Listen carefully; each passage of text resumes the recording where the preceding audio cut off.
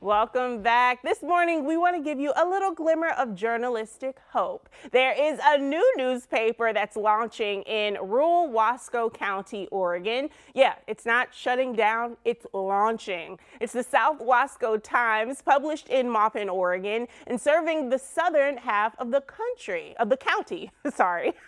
So joining us now is Colleen Strum, who is the publisher and editor, along with her husband, Doug Lowell, who is the newspaper's advertising sales manager and photographer. Colleen and Doug, thank you so much for joining us this morning. Thank you so much. Thank you.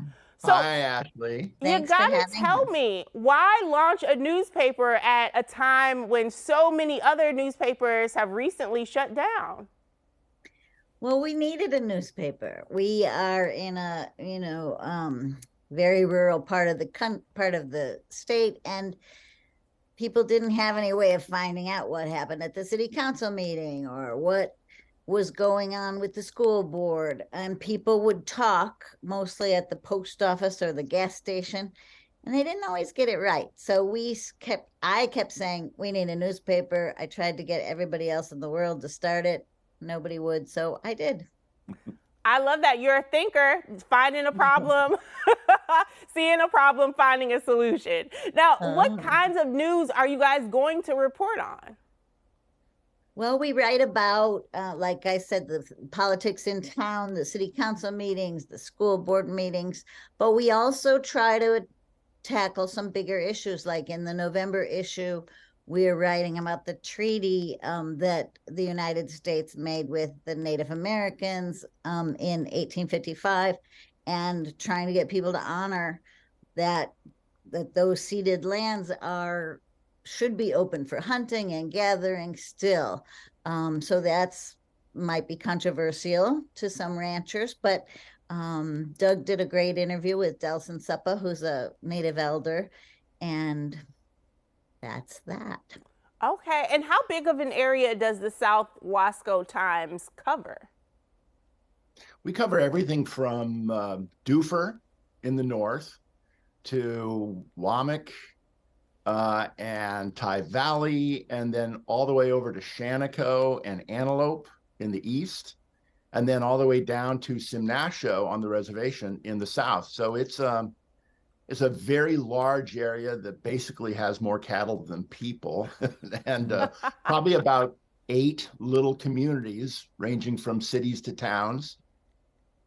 But this is a nice area. Like you said, we're covering a lot of land, but a lot of people are getting this news that you guys are going to be putting out. But who is the audience? Are we targeting maybe younger folks that we want to keep educated about the surroundings? Is it maybe mom and dad who are at home wondering like you said, what happened at that school board meeting that they couldn't make?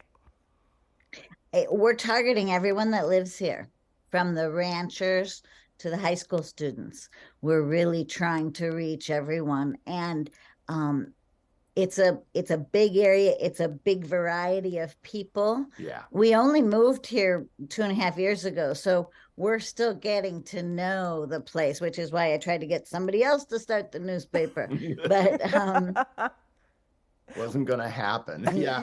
And really, part of what we're doing is targeting people who miss a newspaper. In other words, we are hearing it all the time from people now.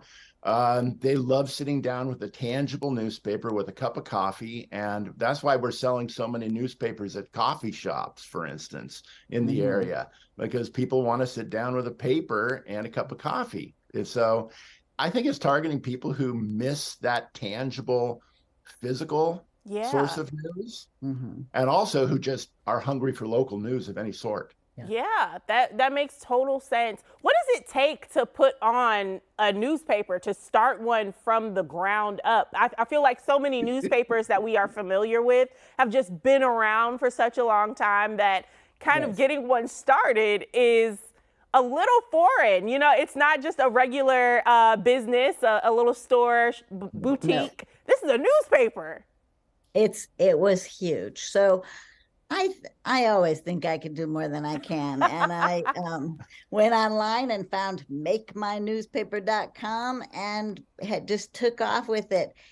It's so much work. And I don't know anything about layout, So I'm sure I'm not doing things the easy way. I haven't taken a class yet. I mean, I feel like I'm learning as I go and I need to ramp that up. But, you know, at this point I'm going, oh, let's see, I'll take 2 sentences from here and put them up here and maybe that will help. And oh my goodness, it's not easy.